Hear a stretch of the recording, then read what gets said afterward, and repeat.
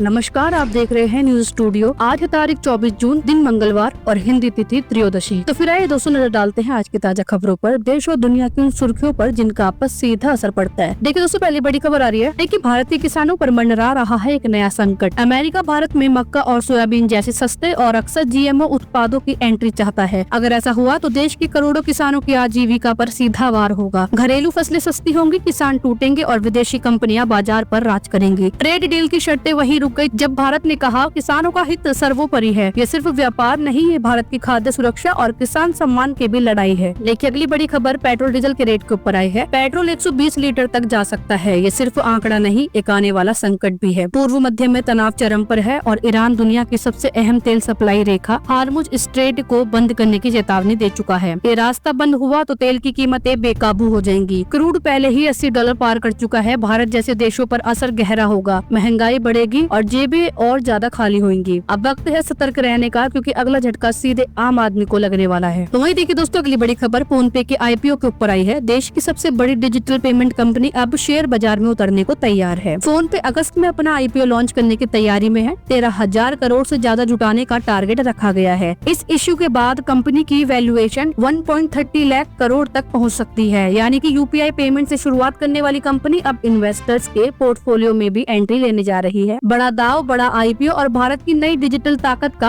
अगला अध्याय होगा। तो वहीं देखिए दोस्तों, अगली बड़ी खबर सोना चांदी के ऊपर आई है। सोने की चमक अब डराने लगी है। 657 की बढ़त के साथ सोना 99,348 प्रति 10 ग्राम पर पहुंच गया है। चांदी भी 1,07,000 किलो तक बिक रही है। विशेषज्ञ कह रहे हैं कि इस साल गोल्ड जो है 1,03,000 तक जा सकता है। यानी कि निवेशकों के लिए मौका भी है और आम आदमी के लिए चिंता भी है। ये आंकड़े सिर्फ मार्केट की नहीं, देश की आर्थिक नब्ज का इशारा है, क्योंकि जब सोना भागता है तो अर्थव्यवस्था कुछ कह रही होती है। तो वहीं देखिए दोस्तों, अगली बड़ी खबर शेयर बाजार के ऊपर आई है। शेयर बाजार में बीते दिन गिरावट का माहौल छाया रहा। सेंसेक्स 551 अंक लुढ़ककर 81,897 पर बंद हुआ। वहीं निफ्टी भी 141 अंक टूटकर नीचे आया। एनएससी की ऑटो और आईटी सेक्टर में भारी गिरावट देखने को मिली है, जबकि मीडिया सेक्टर में 4.4% की तेजी रही। बाजार में ये उतार चढ़ाव निवेशकों को संकेत दे रहे हैं। अब हर कदम सोच समझ कर रखने का वक्त है, क्योंकि अब मंदी और मुनाफे के बीच फासला बस एक फैसले का रह गया है। तो वहीं देखिए दोस्तों, अगर आप घर खरीदने की प्लानिंग कर रहे हैं तो ये खबर आपके लिए है। LIC हाउसिंग फाइनेंस ने होम लोन की ब्याज दर 0.50% घटा दी है। अब सिर्फ 7.50% इंटरेस्ट पर मिलेगा होम लोन, यानी कि EMI में सीधी राहत मिलेगी। 20 लाख के लोन पर हर महीने करीब 550 रूपए कम देनी होगी किस्त। ब्याज दरों की इस कटौती से घर का सपना अब और करीब आ गया है। ये मौका है सोचने का, नहीं फैसला लेने का। तो वहीं देखिए दोस्तों, अगली बड़ी खबर ऑपरेशन मिडनाइट हैमर के ऊपर आई है। बीते 2 सालों से अमेरिका चुप रहा। ईरान को लगा कि सब शांत है, पर असली खेल पर्दे के पीछे चलता रहा। अमेरिका ने बॉम्बर्स को दूसरी दिशा में तैनात किया ताकि भ्रम बना रहे और ईरान सोच भी न सके कि कहां से आएगा अगला वार। अब फिर आधी रात को हुआ हमला। ऑपरेशन मिडनाइट हैमर के तहत टेक्नोलॉजी, टाइमिंग और ट्रैप सब कुछ इतना सटीक कि जवाब देने का वक्त ही न मिला। और ये सिर्फ एक सैन्य कार्रवाई नहीं थी, ये था शक्ति प्रदर्शन और रणनीति की पराकाष्ठा। तो वहीं देखिए दोस्तों, अगली बड़ी खबर पाकिस्तान के विदेश मंत्री बिलावल भुट्टो ने अब भारत पर सीधी जुबानी जंग छेड़ दी है। इजराइल के हमलों की तुलना की भारत के ऑपरेशन सिंदूर से और सिंधु संधि पर भी जंग की खुली चेतावनी दी है। इतना ही नहीं, पाकिस्तानी प्रधानमंत्री ने ईरान के साथ खड़े होने का ऐलान भी कर दिया है। यानी एक और धार्मिक गठबंधन, दूसरी और कूटनीतिक टकराव। अब सवाल सिर्फ बयान का नहीं है, अब सवाल है कि क्या दक्षिण एशिया किसी बड़े भूचाल की ओर बढ़ रहा है। तो वहीं देखिए दोस्तों, अगला बड़ा अपडेट जापान नाटो सम्मेलन के ऊपर आया है। दुनिया की सुरक्षा नीति के बीच अब एक बड़ा बदलाव सामने आया है। जापान के प्रधानमंत्री फुमियो इशिबा अब नाटो सम्मेलन में शामिल नहीं होंगे। उनकी जगह विदेश मंत्री ने प्रतिनिधित्व की संभावना जताई जा रही है। ऐसे समय में जब एशिया और यूरोप के बीच रणनीतिक साझेदारी मजबूत हो रही है, तब जापान का ये निर्णय कई सवाल खड़े कर रहा है। अब सवाल खड़ा होता है कि क्या ये घरेलू दबाव का संकेत है या बदली हुई विदेश नीति की नई दिशा है। तो दोस्तों, इस पर आपका क्या विचार है, कमेंट में हमें जरूर बताएं। तो मैं देखिए दोस्तों, एक भयानक आतंकी हमले पर भी बड़ी खबर आई है। सीरिया के एक पवित्र चर्च में आज इंसानियत को छलनी कर दिया गया है। ISIS आतंकी ने पहले अंधाधुंध फायरिंग की और फिर खुद को बम से उड़ा लिया। 22 मासूमों की मौके पर ही मौत हो गई। 63 लोग जख्मी हैं, जिनमें कई की हालत गंभीर है। ये सिर्फ एक हमला नहीं था, ये था शांति, धर्म और मानवता पर सीधा वार। दुनिया एक बार फिर उस सवाल के सामने खड़ी है कि आखिर कब तक ये सब चलता रहेगा। देखिए, ईरान में जंग जैसे हालात चल रहे हैं और इसी बीच भारतीय नागरिकों को वहाँ से वापस लाया जा रहा है। लेकिन वही एक खबर आती है कि जब 2 युवा आने से मना कर देते हैं। देखिए, भोपाल का एक युवक लौटने को तैयार नहीं है। माँ की आंखों में आंसू है, पर बेटे का जज्बा अड़िग है। वो कहता है कि मैं यही रहूंगा। देखिए, डॉक्टरेट करने आई गुलफशा भी लौटना नहीं चाहती। माँ ने PM मोदी से अपील की है कि ईरान का साथ दे। ये सिर्फ विदेश में फंसे भारतीयों की कहानी नहीं, ये इंसानियत, विश्वास और देश के फैसलों की असली कसौटी भी है। वही देखिए दोस्तों, एक बहुत ही बड़ी खबर आ रही है। अमेरिका की सड़कों पर अब कारें बिना ड्राइवर दौड़ रही है और किराया सिर्फ 364 रूपए है। देखिए टेस्ला की रोबोटिक सर्विस शुरू हो गई है, पूरी तरह ऑटोनोमस, बिना इंसानी दखल के। एलोन मस्क ने कहा है कि ये 10 साल की मेहनत का नतीजा है। ये सिर्फ एक तकनीकी छलांग नहीं, ये दुनिया की ट्रैफिक, ट्रांसपोर्ट और टैक्सी सोच को बदलने वाली क्रांति है। देखिए अब सवाल खड़ा होता है कि अगली सवारी किस देश की सड़कों पर होगी। तो वही देखिए दोस्तों, अगली बड़ी खबर, मध्य पूर्व में युद्ध की आंच और तेज हो गई है। ईरान के सुप्रीम लीडर अयातुल्ला खामेनेई ने रूस के राष्ट्रपति पुतिन से अब सीधी मदद मांगी है। इजराइल का दावा है कि सैकड़ों ईरानी सैनिक मारे जा चुके हैं। वहीं सीरिया में अमेरिकी मिलिट्री बेस पर भी हमला हुआ है। यानी एक और ईरान, रूस और सीरिया और दूसरी ओर इजराइल और अमेरिका। दुनिया अब एक और बड़े युद्ध की दहलीज पर खड़ी है और हालात हर घंटे बदल रहे हैं। तो वही देखिए दोस्तों, अगली बड़ी खबर, लग्जरी का नया नाम और परफेक्शन की नई परिभाषा। ऑडी Q7 का सिग्नेचर एडिशन अब भारत में हुआ लॉन्च। देखिए कीमत जो है 99,81,000 रूपए बताई जा रही है और फीचर्स वही जो किसी फर्स्ट क्लास लाउंज को टक्कर दे सकते हैं। 20 इंच के अलॉय व्हील्स, वर्चुअल कॉकपिट और पहली बार कार में एस्प्रेसो बनाने वाला कॉफी सिस्टम भी लगाया गया है। ये SUV नहीं, चलता फिरता स्टेटमेंट जो हर मोड पर स्टाइल्स और स्टेटस दोनों भी खेलता है। तो वहीं देखिए दोस्तों, अहमदाबाद हादसे के ऊपर भी एक बड़ी खबर आई है। अहमदाबाद हादसे ने इंसानियत को झंझोड़ कर रख दिया है। धधकती आग में कई यात्री बुरी तरह जल गए, पहचान तक मुमकिन नहीं। देखिए डॉक्टरों ने मेटल रोड्स और प्लेट्स के जरिए बॉडी की पहचान की है। हर बॉडी पार्ट पर टैग लगाया गया है। ये सिर्फ हादसा नहीं था, ये चीखती हुई याद थी कि एक छोटी सी चूक दर्जनों घरों को हमेशा के लिए खामोश कर सकती है। देखिए सवाल अब भी बाकी है और जवाब जरूरी है। और वहीं देखिए दोस्तों, अगली बड़ी खबर, मल्लिकार्जुन खड़गे का एक बड़ा बयान सामने आया है। मोदी जी विश्व गुरु बने या घर के ही गुरु बने, अब वक्त है बात करने का, मध्यस्थता का। खड़गे ने इजराइल ईरान जंग पर चुप्पी को सवालों के घेरे में खड़ा कर दिया है। कहा कि ईरान हमारा पुराना दोस्त है और अगर भारत सच में वैश्विक नेता है तो इस जंग को रोकने में भूमिका निभानी चाहिए। राजनीति से ऊपर उठकर अब जरूरत है शांति की आवाज बनने का, क्योंकि दोस्तों हालात वहाँ के काफी ज्यादा गंभीर चल रहे हैं और उनका कहना इस पर सही भी है। तो वही देखिए दोस्तों, अगली बड़ी खबर विधानसभा उपचुनाव को लेकर सामने आई है। 4 राज्यों में 5 सीटों पर उपचुनाव हुए और लोकतंत्र ने फिर अपना रंग दिखाया। गुजरात के विसावदर और पंजाब के लुधियाना में आम आदमी पार्टी ने जीत दर्ज की है। लेकिन बंगाल से एक दर्दनाक खबर आई है। काउंसलिंग के दौरान हुआ धमाका, एक मासूम बच्ची की जान चली गई। लेकिन चुनाव सिर्फ वोटों की गिनती नहीं होती, जनता की उम्मीद और व्यवस्था की परीक्षा भी होते हैं। अब सवाल है कि क्या हम सिर्फ जीतेंगे या एक सुरक्षित लोकतंत्र भी गढ़ेंगे। वही देखिए दोस्तों, अगली बड़ी खबर, एयर इंडिया की उड़ानों में एक बार फिर तकनीकी गड़बड़ियां सामने आई है। जयपुर से दुबई जा रही फ्लाइट के कॉकपिट में खराबी आई, फ्लाइट रद्द करनी पड़ी और 130 पैसेंजर्स भी फंसे रहे। वहीं श्रीनगर जा रही दूसरी फ्लाइट दिल्ली से उड़ान भरने के बाद बिना लैंड किए वापस लौट आई। टेक्नोलॉजी पर भरोसा जरूरी है, लेकिन यात्रियों की सुरक्षा सबसे ऊपर है। अब सवाल वही है कि क्या जरूरी उड़ानें अब भरोसे के साथ उड़ रही है या फिर नहीं। तो वहीं देखिए, इंडिगो एयरलाइन एक बार फिर विवादों में है। गुरुग्राम में एक ट्रेनी पायलट ने 3 अफसरों पर गंभीर आरोप लगाए हैं। जाति सूचक शब्द कहे गए और